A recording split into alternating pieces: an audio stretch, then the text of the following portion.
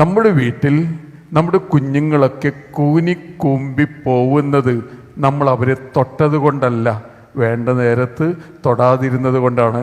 ഇത് ഞാൻ പറയുമ്പോൾ വെറുതെ കുഞ്ഞുങ്ങളെ തൊട്ട് തലോടിക്കൊണ്ടിരിക്കണം എന്ന് ഞാൻ പറയുന്നില്ല. ചില നേരങ്ങളിൽ നിങ്ങളുടെ ദേഷ്യം പോലും സ്നേഹത്തിൻ്റെ ഹൈ പിച്ചാണ്. Your anger can be the high pitch of your love. അപ്പോൾ അതുകൊണ്ട് സ്നേഹത്തോടു കൂടി നിങ്ങളൊരു കുഞ്ഞിനെ തല്ലുമ്പോൾ പോലും അത് ഒരു സുഗത സ്പർശമാണ് എന്ന് തിരിച്ചറിയുക. അങ്ങനെ നമ്മുടെ കുഞ്ഞുങ്ങളെയൊക്കെ നമ്മൾ വളർത്തുന്നുണ്ടോ? ഉണ്ണീശോയുടെ തിരുനാളിൽ എൻ്റെ വീട്ടിലെ ഉണ്ണിയെ ഞാൻ വേണ്ട വിധത്തിൽ തൊട്ടിട്ടുണ്ടോ എന്ന് ചോദിക്കുന്നത് നല്ലതാണ്. വളരെ പ്രചോദനാത്മകമായ ക്ലാസ്സിൽ പങ്കെടുത്ത ഒരാൾ മക്കളെ സ്നേഹിക്കുന്നതിനെക്കുറിച്ചായിരുന്നു ക്ലാസ്.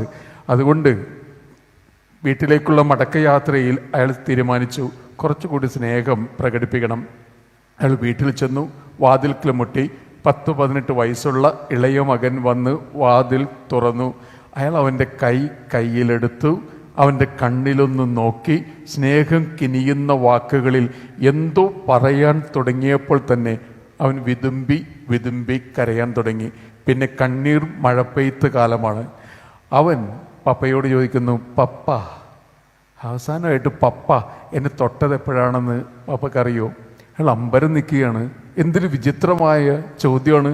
പപ്പ, അവസാനമായിട്ട് പപ്പ എന്നെ തൊട്ടത് എപ്പോഴാ പപ്പ? അയാൾ എന്തോ പറയാൻ തുടങ്ങുമ്പോൾ അവൻ പറഞ്ഞു, പപ്പ ഒന്നും പറയണ്ട, വെറുതെ ആലോചിച്ച് സമയം കളയണ്ട. പപ്പ എന്നെ ഒന്ന് തൊട്ടിട്ടൊരു 10 വർഷമെങ്കിലും ആയിട്ടുണ്ടാകാം.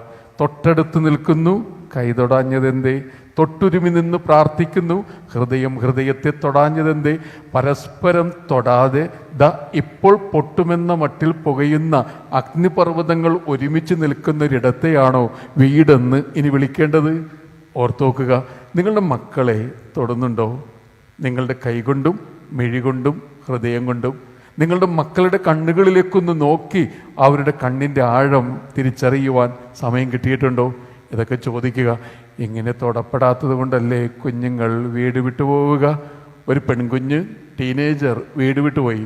അവളെ വീട്ടുകാരും നാട്ടുകാരും ഒക്കെ ചേർന്ന് റെയിൽവേ സ്റ്റേഷനിൽ കണ്ടെത്തി. തിരികെ വീട്ടിലേക്ക് കൊണ്ടുവരുമ്പോൾ ആരോ അവളോട് ചോദിച്ചു, മോളെ, എന്നാലും വീട് വിട്ടു പോകണമായിരുന്നോ?